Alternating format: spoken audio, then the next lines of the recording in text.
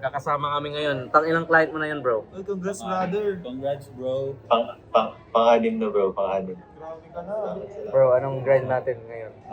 Build ang portfolio. Hey! Mark. Hey, what's up? Grind kami ngayon dito sa kapehan.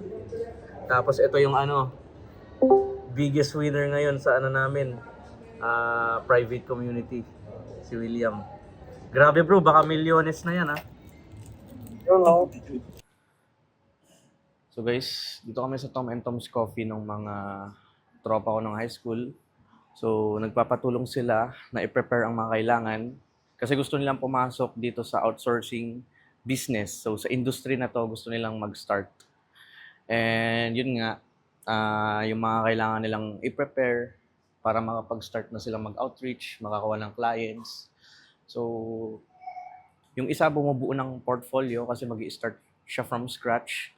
Yung isa naman is nag-start na siyang mag-video editing a few months ago and pina-perfect niya yung portfolio niya and yung resume binibuild din nila.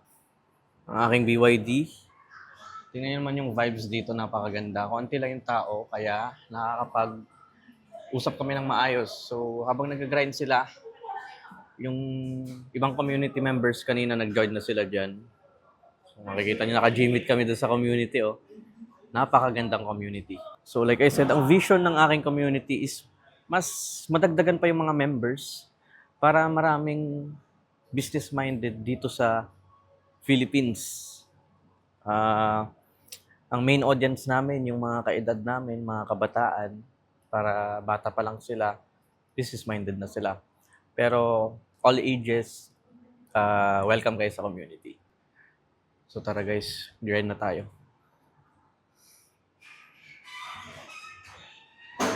Ito yung proof guys para maniwala kayo. Yan si William, isang community member. Kasama siya sa bootcamp, private community namin. 6 client, isipin nyo, 6 client. And I think $1,500 to. And yung mga clients niya is mga ganun yung rate. Kung makikita niyo, 6 client, nung kailan lang siya nag-join. So, tanungin kita bro, explain mo yung yung journey mo. Bakit, ba yung totoong dahilan bakit ka nag-quit na sa call center? Parang ganun. First of all, ang hirap kasi like nakaka-burnout, like nag-work ka 9 to 5 jobs, tapos hindi ka ba flexible, pumapasok ka, bumabiyahe ka pa, which is doon ako nahirapan masyado. So nung nakita ko yung business ni Shirel, doon ako naengganyo na sabi ko, baka ito na nga, baka ito na yung tamang landas para sa akin, sabi ko. Kaya sinubukan ko yung outsourcing business niya. And then, nag-try na din akong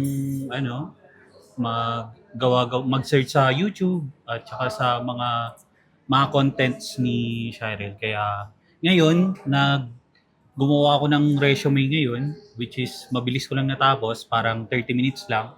Tapos ko na agad. And then, ngayon, nagbi-build na ako ng portfolio ko. So, ayun, grabe talaga yung opportunity na to. Sana within 1 month, magkaroon na agad ng resulta. Yun lang. Yun. Pakita natin yung mga nagawa. Pakita mo nga ulit bro sa video. Naka-vlog tayo ngayon. Sponsored by Nescafe. Ito naman sa amin. Yan. Ito yung sa akin ito. Ay bro William, meron ka bang available dyan? Portfolio na pwedeng gamitin ni As in, from zero kasi siya Nabigyan ko na siya ng mga portfolio na like videos na yung mga magaganda naman na hindi ko na kailangan, nabigyan ko na siya. Pero Marami bro, marami. Sige, Marami, bro. Message ko siya ngayon. message ka niya ngayon. Send Kung ano lang yung available na sa tingin mo hindi kay client, na hindi ka madadali kay client. Bakit? Sige na, grabe ka naman dyan. Yeah.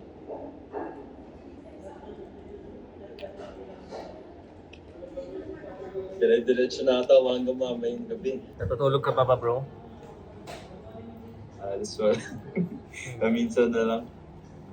Ano pala? Tagasang ka pala? Nakalimutan ko na. Ano, Muntinlupa bro, Muntinlupa. Saan ba yun? Alabang. Oo, sa Alabang sila. Sa Alabang naman sila. Ang gagawin ko. Ang lapit, alam ba? Lapit, oo. Ang lapit sa akin. Di ba? Ngayon bro, pag mag-i-commerce ka, May resume siya. ano si Boss RD, ano siya yung approachable. Nagulat nga ako nung ang dami niyang connections, pati sila Tio Bri kung kilala mo. Papanood ko sa YouTube. Tapos si Boss RDR na na rin niya, namimit na rin niya. Ang lapit na dito. Siguro 15 minutes away. So guys, tutulungan ko sila and tutulungan sila ng ibang community members na may resulta na para pumaldo sila ngayong taon at maabot nila yung life goals nila. So, shout out kay William for providing some assets for the portfolio. So guys, patapos na kami dito mag-grind sa coffee shop. Halos nagawa namin lahat. To ako lang yung hindi ko na-focus tong e-com systems kasi nga marami pang mga ibang ginawa. Call with editors. Pero yan yung mga task namin na natapos na. Ito, si Pita the Great. Tapos, ayan. Ginagawa ko na yung resume, tapos na. So, tapos na yung resume. Simple lang, ilang hours lang, ilang minutes lang. Tapos na rin yung portfolio. So, bali, inaayos ko na lang yung portfolio ko ngayon. Next step naman is makompleto yung videos ng portfolio niya and then ready to hire editors na and then ready to outreach clients na. So, grind tayo. Kaya yan. Kaya yan.